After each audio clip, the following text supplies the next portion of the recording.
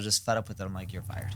Yeah. All right. So I thought we'd start today talking about YouTube because Neil just fired his YouTube agency. And ironically, or maybe it's not so ironic, but right after this recording, I'm going straight to the studio in Century City to record, which is where Neil records as well.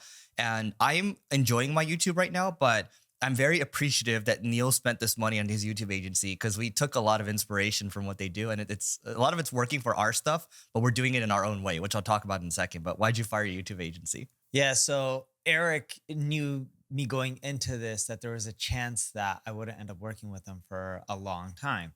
Their editing quality is amazing. The problem that I have with them is, or what I ended up learning from this process, let's actually go back there and then I'll tell the problem. What I learned from this process to do really well about YouTube, it's all about the script. And the agency would help me with the script, but in reality, I would create my own script because it would give me a topic. Once they give me a topic, I then record, call it 10 minutes on the low end, 30 minutes on the high end of notes for that video. And over time, they would then take those voice recordings and turn it, or video recordings, because sometimes I would screen share and turn it into a script. And in their scripts, some of it was bombastic. And I like taking that word, Ramit Sethi taught me that word a long time ago. When I say bombastic, things like, if you don't do this, you won't achieve $1 million income. Like a lot of it's money related, how to get rich related. And I hated that. It's how to get rich and it's also fear driven sometimes. Yes, bingo. Fear driven was also another one. Urgency was another one. Scarcity was another one. And I figured out how to fine tune the scripts over time because over time, instead of me just recording a video note on a topic, I would actually go into Google Docs or Grammarly or Microsoft Word, whatever you want to call it, and outline what I'm going to talk about in order so it'd be more logical. And then I would record the video notes. So it started getting to a point where I was just pretty much making the whole script. And what they were doing is adding in the hooks. So then when they would then send me a script and I was going in studio, there's a teleprompter. So I could just read off the teleprompter. But because I created this script, I would just mainly use their hook and then I would riff. Hook and then riff. And I really wasn't riffing because I already knew the script because I created it myself and I outlined it before I created the voice notes. And just some of the things that they would put in the script because they weren't necessarily technical in certain parts of marketing. The script didn't always make sense. I was just doing it on my own. And I still would be paying them to this day if it wasn't for things being bombastic. The video editing quality was great, but I would record a video on things like 7 social media trends that you got to follow in 2025. And I would break down what's changing, why businesses need an app, and I would include a lot of stats and data. What ended up happening is I would record the video, they would edit it, and they would put it up on YouTube. And right away, the title was, where is it? I actually have the text thread with the guy who owns this company. And where is it? I said, they made the headline, "These 2025 social media trends will make you rich." And I straight up texted, "Why rich?" in the headline. The video isn't about that. And I told him, I'm like, my team and I want to cut, his company name because it's too bombastic. And I was just fed up with it. I didn't once talk about in the video that if you do these things, you're going to make more money or get rich or any of that. And they kept doing it. And I told them so many times. And at one point, a lot of the topics were about quote unquote, how to get rich, tried it their way, didn't work, went back to marketing. And when I went back to marketing, I never talked about money, but yet they included money in the title majority of the time. And I was just fed up with it. I'm like, you're fired. Yeah. So I think there's a couple of lessons from this one. One is if you're hiring, let's say you're an agency or you're consulting with someone, if your client wants it a way, you're going to have to do it their way or else they're going to get rid of you. It doesn't matter if you have a better formula or whatever, because ultimately a lot of times sometimes they're going to think they know better than you do. Right. And so maybe it's a good thing or a bad thing, but one, you got to be open to feedback. You got to listen to feedback. You've given them feedback so many times, they didn't listen. The other thing too is you have to provide more perceived value. The only perceived value that I saw was, yes, they really understood hooks and they had good editing. But at a certain point, that doesn't hold up anymore because whatever you're paying, a healthy 5 figures a month, the reason why their churn was so high, and yes, they work with all the big names out there, they still continue to, it's because they don't have something that's unique. And the other thing is, I think the people that are paying them, that continue to pay them, I think they've gotten addicted to the views. And I don't think that's the right way for them either, because for a lot of these people, that's not their main business. But they've been chasing the wrong thing now. You're not getting trapped into that. You're just like, dude, like I want to do it this way. And the other thing I'll say is, I look at other YouTubes. These guys might say, yeah, the rich stuff that works, it gets a larger tab and all that. But when I look at other YouTubers that just focus on marketing, they're still getting 200, 300,000 views per video.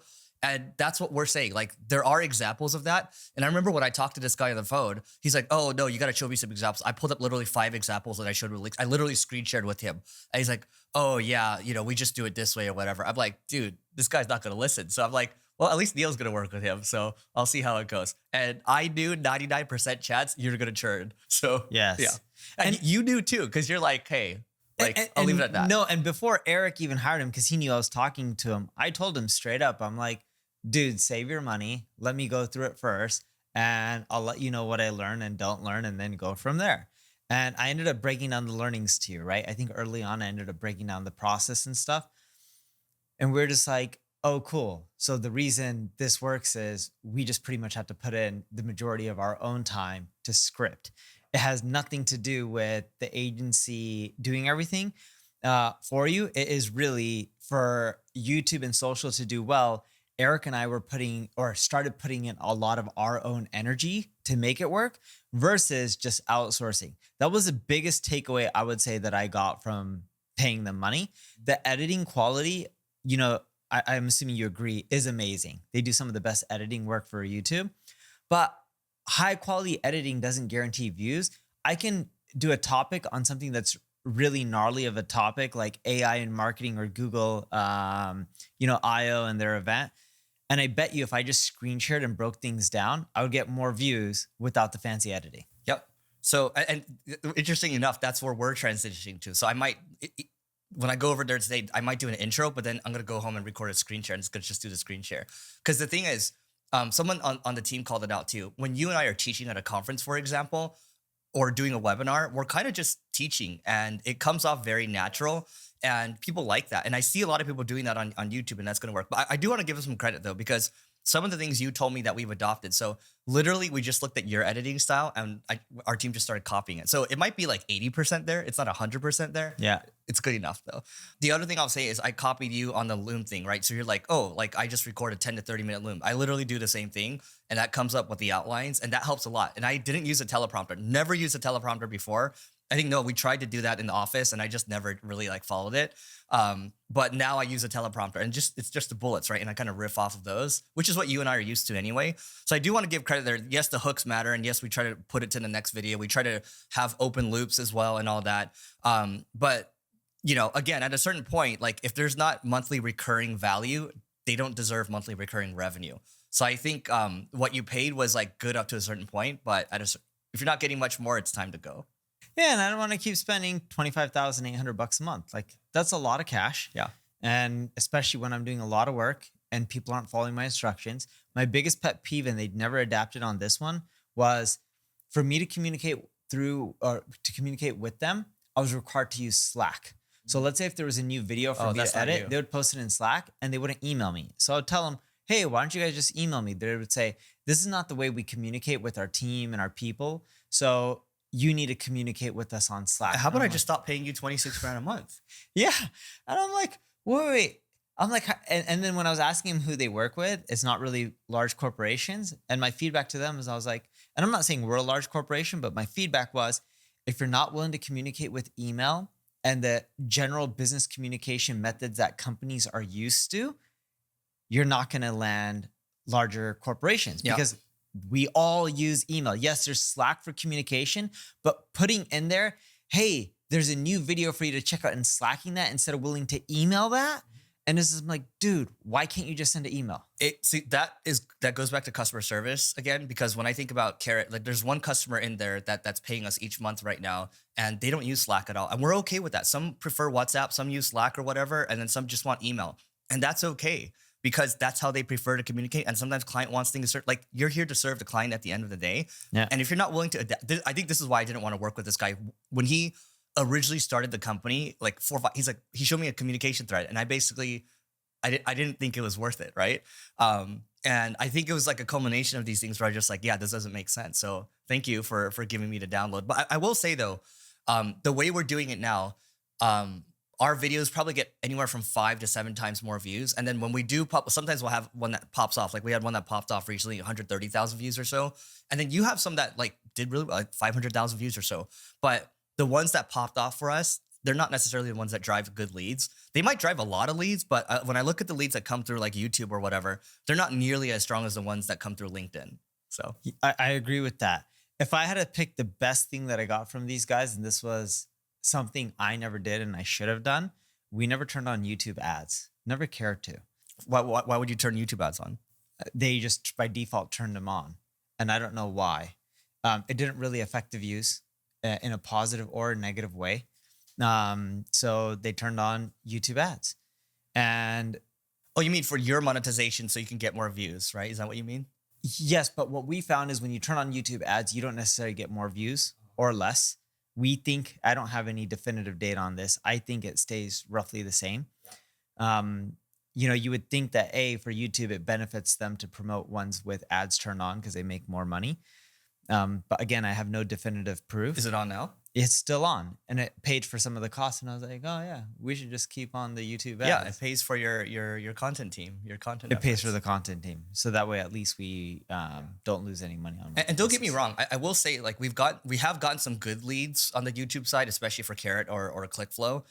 So it's good, right? But I think again the trap, guys, is if you get trapped into going for views or showing off like this is gonna get you rich or showing off your ripped body or something like that. Yeah. That is gonna trap you in the wrong place. The thing for us is we're constantly focused on business. So at least on my side, I'm really talking about still marketing, but I am talking about, because I experiment so much with the AI stuff, I am talking about how I'm applying it to business, right? And I think there's a niche for that. And so YouTube will find a niche for you as long as you stay consistent with it. And Yes. when we stay consistent on marketing, like the views eventually come. So I'm not too concerned about that, nor are you. But I think the reminder for everyone here is don't chase the views because I'll get you distracted from your business, which is what we've seen with a lot of these influencers. And these guys work with a lot of these influencers too.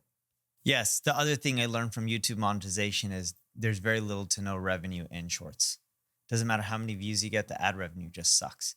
And the reason I believe that's the case, because we see both ends of it, because you and I both run ads. Shorts don't monetize as well running ads in them compared to just longer form videos. It doesn't mean that you shouldn't run ads on shorts. It is also much more affordable, but long form videos tend to convert at a much higher percentage from what we've seen. Hence, they cost a lot more. Yeah. If you're in B2B, here's the deal. LinkedIn account-based marketing sucks, but it doesn't have to. With Carrot, it allows you to create personalized ads towards your customers and also personalized landing pages that align with the ads. So you're going to have higher conversions and influence pipeline reporting to prove that your ABM works. So if you want to learn more, just go to carrot.ai and you can join the waitlist. Again, it's carrot, KARROT.ai, and we'll see you on the other side. We're talking about YouTube right now and Google. There's a lot of Google and YouTube topics in here. Can we just switch over to maybe talking about how SEO attribution is completely effed and how AI mode is actually going to shift SEO in general? Yeah, let's do it. Yeah. You want to start first, or I can start? I can kick it off here. Go for it. Kick it off.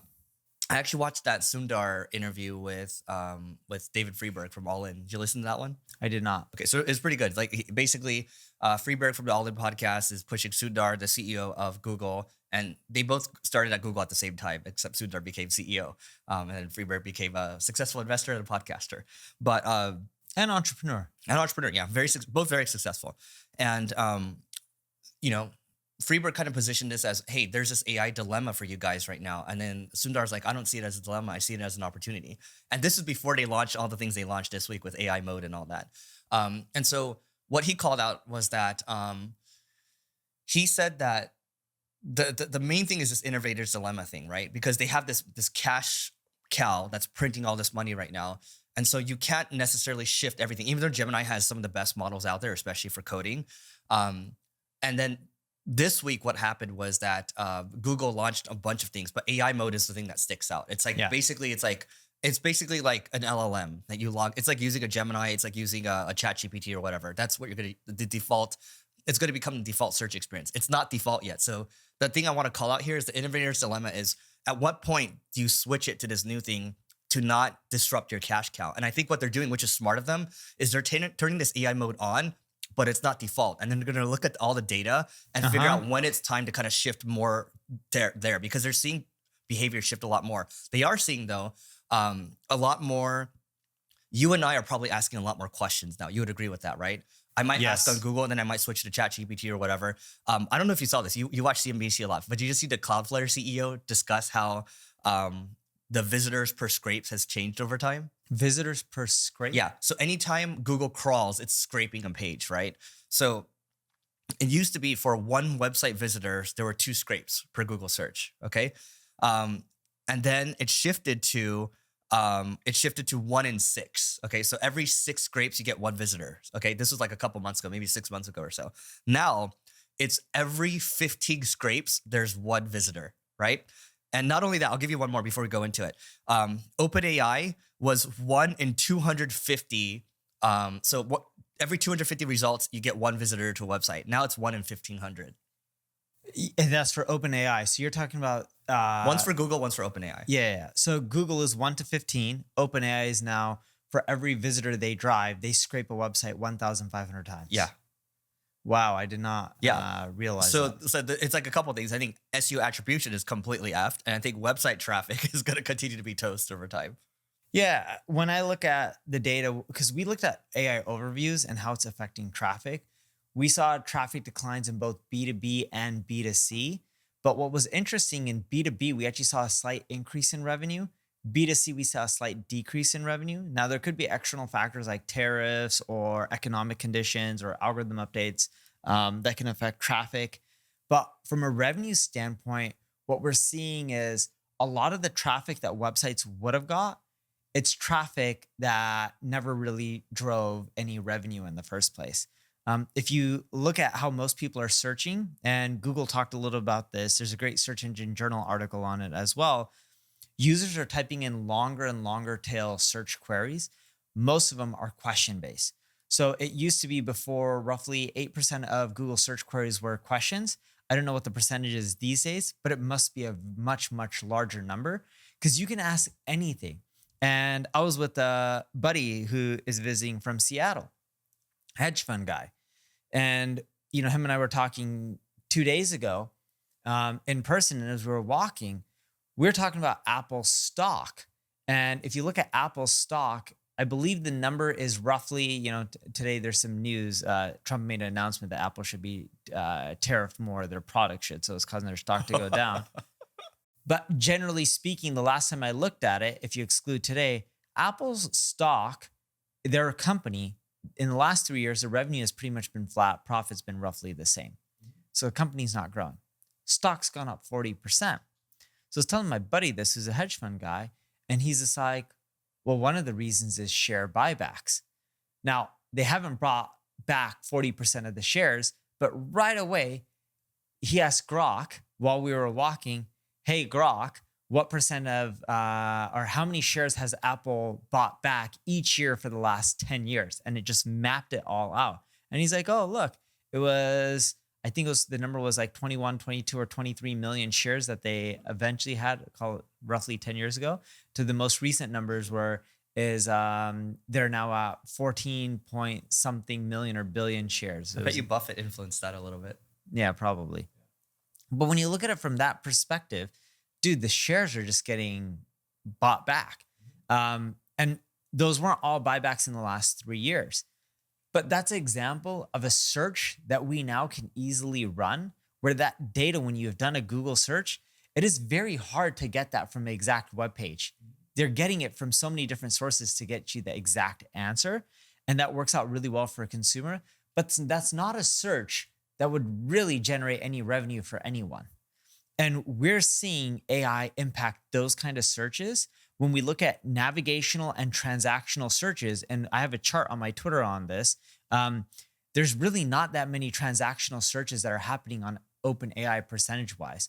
The number of searches that OpenAI is getting, almost all of it is informational. And let me see if I can actually pull up the chart. You'll put ChatGPT versus Google Informational searches chart. And let's see if I can pull up the image on this. Dude, so check this out. How people search on Google versus ChatGPT. Look, this is just absolute percentage. It's actually not the total number of searches because, of course, Google has way more searches. But 93.7% of the searches on ChatGPT are purely informational searches. This is not the stuff that's causing direct revenue. I agree, traffic is changing from this standpoint, but when we look at revenue change hasn't really been impacted. A lot of this is just informational based searches. Yeah, let me think about this. Let me share an anecdote here. So when I think about buying things, like for example, we went to a resort recently. I didn't go through ChatGPT or anything. I still use Google for that. But what did you do specifically to buy? I was looking for reviews on the best resorts nearby, and I wanted to see actual reviews. That's the thing, right? Yes. And so Google has a lot of those reviews, whereas ChatGPT, I at least haven't seen it yet. I did ask ChatGPT what are the best resorts, and here's my plan. It did actually help me plan out things, but then when I wanted to go deeper into more transactions, I actually moved over to Google.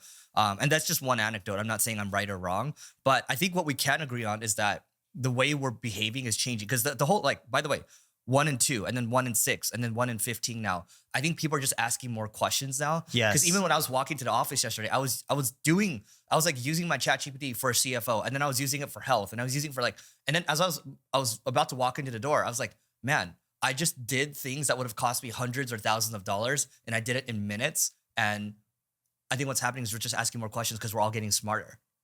And when I look at my search history now, I also have a 3-year-old. But my 3-year-old asks a lot of questions each and every single day.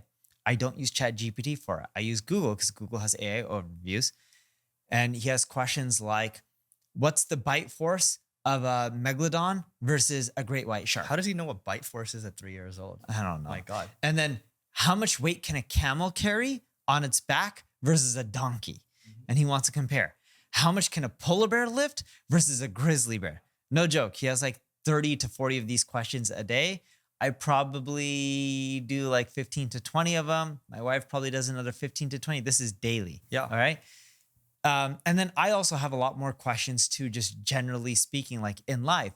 But I'm getting answers now to stuff quicker from, all these AI platforms. And I think that's the big thing that's changed, in which users are searching way more than ever because we can get what we're looking for easier. While before, dude, it was more so we would do a search. Like if we want to figure out how much Apple is doing share buybacks, we'd have to go to like 5 or 10 or 20 different articles. And you give up at a certain point because you're just like, I don't care that much. Yes. Now you get it quick. Yes. And not just that, dude. We would have to go through all the articles, sift through them, and it would probably take us 20, 30 minutes to really figure out what the answer was because we would have to copy, paste, put in spreadsheets. It's just too much work. It wasn't worth it. But now we just ask a question, we get an answer right away, and we're like, cool, sounds good. Well, so this is what we talked about too. This is new work that wasn't possible before. It would have taken too much time. It just wasn't practical. It's no different than the coach I have that's coaching people on how to work on higher leverage priorities, right? Or like a me that's trained to go coach you on how to do a one-on-one, or like in sales. There's like mini versions of me everywhere, right? No, I think that's a whole nother conversation with like, when does that go too far? But again, we're talking about creating new work now. And the other thing I think we can spot here, like, because I know a lot of SEOs are worried and maybe we should talk about this. But homepage traffic is starting to go up, right? Yes. And so I don't know if you're seeing the same thing too. We are. Which means that's a good thing because people are asking more questions and are learning more about us. And I'll tell you what, here's what I like about AI mode. I went, first question I asked, what's the best marketing podcast out there? We're still in there, okay? And then if I ask, who are the best digital marketing agencies or SEO agencies, right? MP Digital is in there. Whatever we're ranking well for right now on page 1, if we're top 3, like we're still there, right? So that at least is going to hold for a little bit. But I think let's talk about what people should do about attribution and how they should adapt. Well, before we go to attribution, let's actually talk about blog articles that you and I have written for so many years. Dude, you and I are known for writing, when we got into marketing, we were known for creating tons of content, getting Google traffic for it, and that's how our brands got out there. You agree with this statement, correct? Yeah. I didn't get my brand out there. I did that for brands to grow them, but yeah, same thing. But you did it also for single grain. Yes. Yes. right? And that Yes. is how you generate a lot of your revenue Yes. and leads, Yes. right? Yeah. May have been at a different scale than me, but that is actually what built Single Green. Would Yeah. you agree with that, Samuel? Yeah. All right. When you think about all the articles that you created, we have a lot of articles like what is SEO, and the list goes on and on these informational topics. I'm assuming you guys track your revenue and leads from your pages. Yep.